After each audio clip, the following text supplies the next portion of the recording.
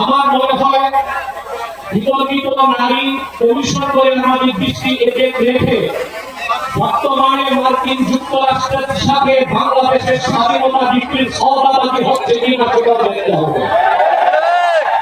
হেফাজতে ইসলাম বাংলাদেশ শুধু দাবি করবে না, সকল মাসলাকের মানুষের পূর্ণ সমর্থন হেফাজতের প্রতি আছে, কারণ হেফাজত হচ্ছে বাংলাদেশে সর্ববৃহৎ ইসলামী অরাজনৈতিক সংগঠন।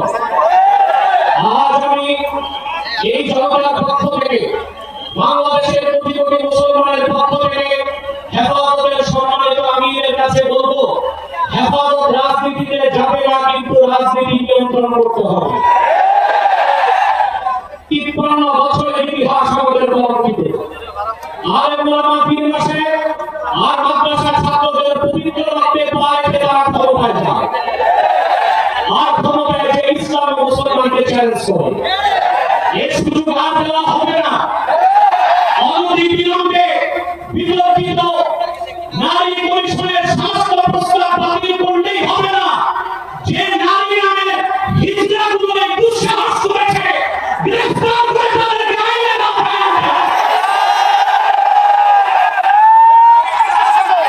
আরেকটি বিষয় হচ্ছে, ডক্টর ইউনূসের বক্তব্য পরিষ্কার করতে হবে।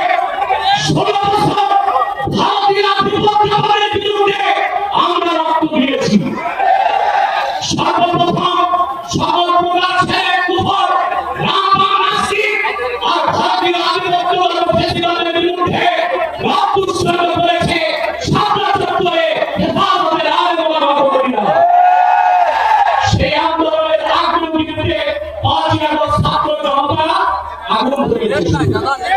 অতএব আলেম ওলামাকে বাদ দিয়ে কোনো সিদ্ধান্ত মেনে নেওয়া হবে না। ডক্টর ইউনূস সাহেব পরিষ্কার করুন, মানবিক করিডোরের নামে বাংলাদেশকে ইন্দো প্যাসিফিক অঞ্চলে যুদ্ধের দিকে ঠেলে দিবেন না। আমরা ভারতকে সাহায্য করেছি, যদি আটলান্টিকের উপর থেকে কেউ আগ্রাসন করতে আসে, বাংলাদেশের প্রত্যেকটি মাদ্রাসায় একটা ক্যান্টনমেন্ট হবে। সেনাবাহিনীর সাথে কাঁধে কাঁধ মিলিয়ে মাদ্রাসার ছাত্ররা দেশ রক্ষায় মাঠে নামবে। আগ্রাসী শক্তিকে বলে দিচ্ছি, আমার দেশের সবুজ লাল পতাকা দিয়ে যে চোখ তুলবে তার চোখ উপড়ে দেওয়া হবে।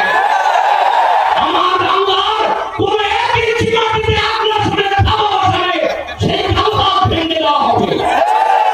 বিদায় লগ্নে আরো 3টি দাবি আমাদের পক্ষ থেকে রাষ্ট্রীয় আইন করতে হবে।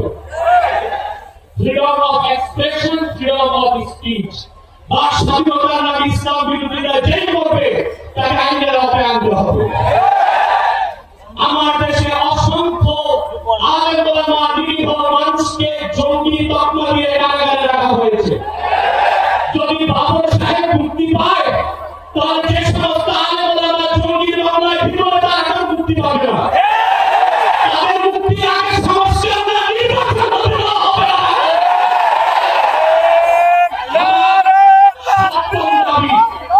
হেফাজতের পক্ষে বাংলাদেশের সমস্ত মাসলাককে একত্রে আনা সম্ভব একটি দাবি আদায়ের লক্ষ্যে।